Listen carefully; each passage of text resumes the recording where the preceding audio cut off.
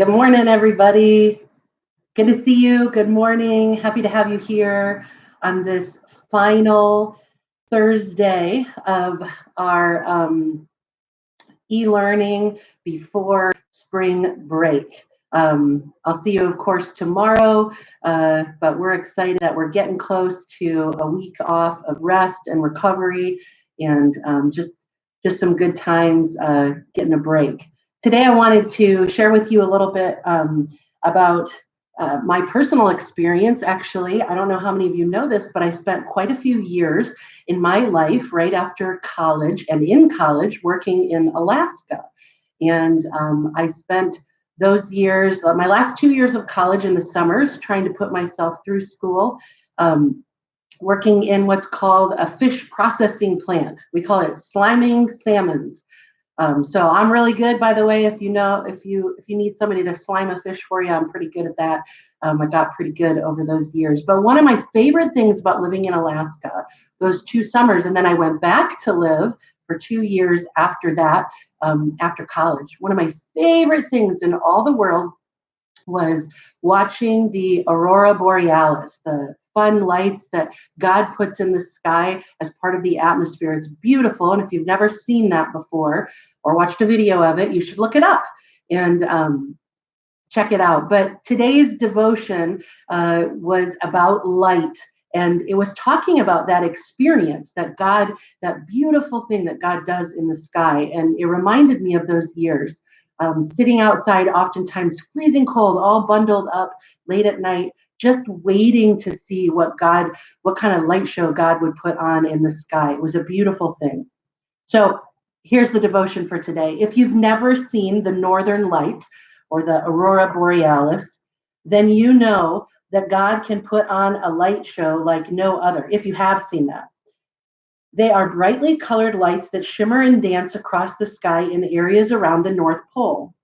They're caused by fast-moving particles in the sun, called the solar wind, hitting the electromagnetic field that surrounds and protects the Earth from the sun's most harmful rays.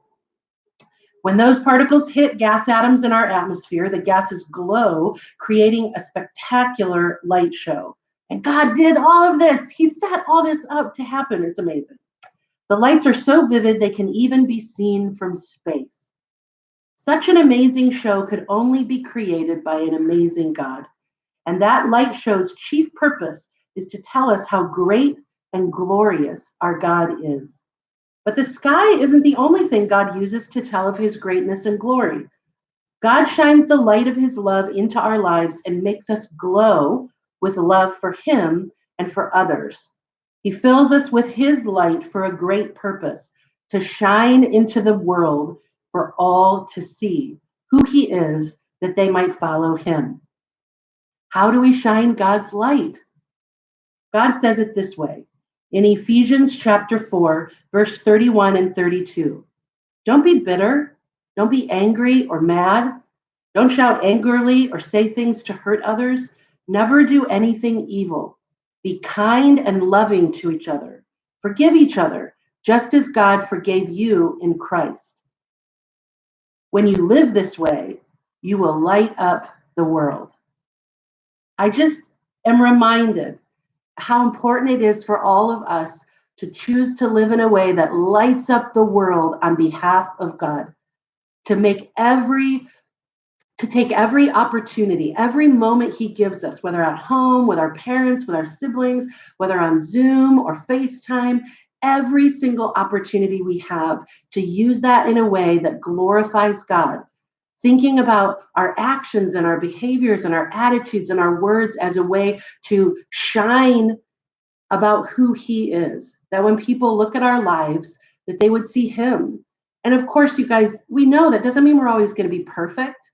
And it just means when we're not perfect, that we very quickly say to the Lord, I messed up. Forgive me and help me to be an example of who you are. Help me to love you and serve you and live for you in a way that lights you up. Just like the Northern Lights, that when people would look at our lives, they would see something spectacular, something so unbelievable that they would know it's not us. And they would know that it's God in us. And so the challenge today is find a way to light it up. Light it up for Jesus and find a way to show the world that you love him and that you want them to know how much he loves them as well. And like I always say, if you have never, whoever's watching these videos, if you've never taken that moment to say to the God of the universe, I love you. Thank you for sending your son Jesus to die on the cross for us. If you've never taken a moment to just say that to him, and I want you, Jesus, to live in me and to help me make a difference in this world for you, this is the day to do it. This is the moment. All you have to do is talk to him, ask him for forgiveness, and to live in your life to help you live for him. Thanks, guys, and have an awesome rest of your Thursday. See you tomorrow morning.